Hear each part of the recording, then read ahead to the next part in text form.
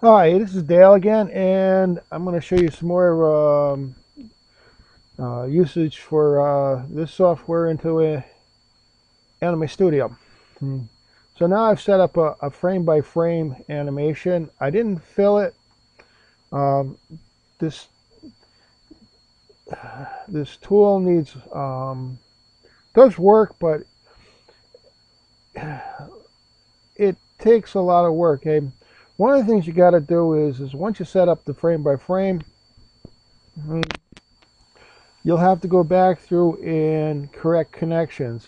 And the way you do that is you press S and you get this circle and it will crop to the center. And it'll also correct connections. And sometimes you even have to come back in here and click on the lines and make sure that they're connected correctly. Um, it's a little, it's actually a lot of work, but for a frame by frame, without drawings, a whole lot of in-betweens. It actually works quite well. So here I have the two original drawings from here and here. Those are the only two drawings I actually drew. So, and it's just to show, you know, what's going on. All right.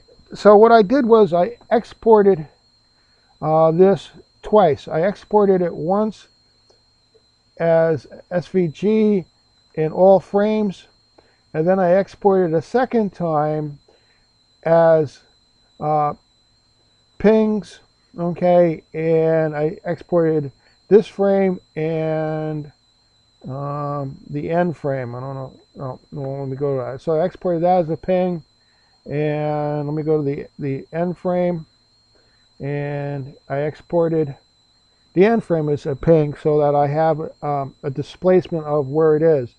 Um, so let's go into Anime Studio.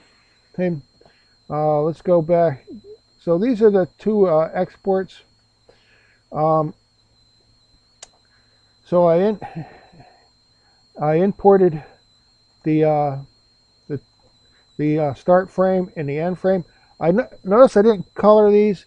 The problem with coloring is on the other program is it does import, but it's actually probably easier and better to deal with it in Anime Studio, and I'll show you why in a moment.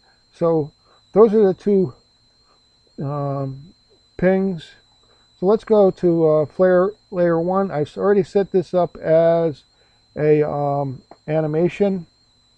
I'll go out to frame 24, and as you can see, it does animate. The lines are kind of big here, and the reason why that is because Anime Studio export everything, okay, to the center and enlarges it.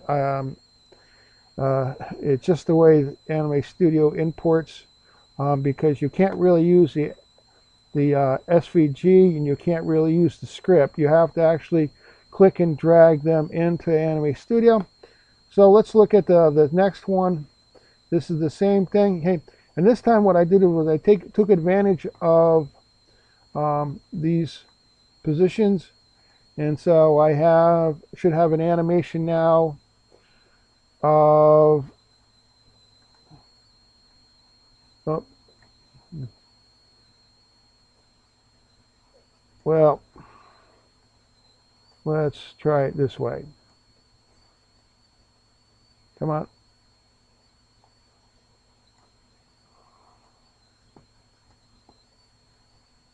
There we go. So now I got the animation. Okay. The reason why it's flickering like that and causing me problems is I've duplicated B1 3 times over. So there you got the animation. The only thing I don't like is the line size on this particular layer. Okay, and let's see if I can't do something about that. Line width. So I can actually decrease the line width on say one layer and make it look like it matched. All right, so that's it uncolored. Now we're going to do the colorized version. Okay. Um, One of the problems I had with coloring it is that there's a lot of gaps. Okay, that I had to stretch out these gaps in here. So you got to do a little fixing. But as you can see, hey, you know, it does work. And that's about it. So as far as frame by frame goes, yeah, it's possible. It takes a while to get used to the tools, but it does work. So you know, it's a nice addition to Anime Studio. Can I do this in Anime Studio frame by frame? Yes. Is it faster using this particular program?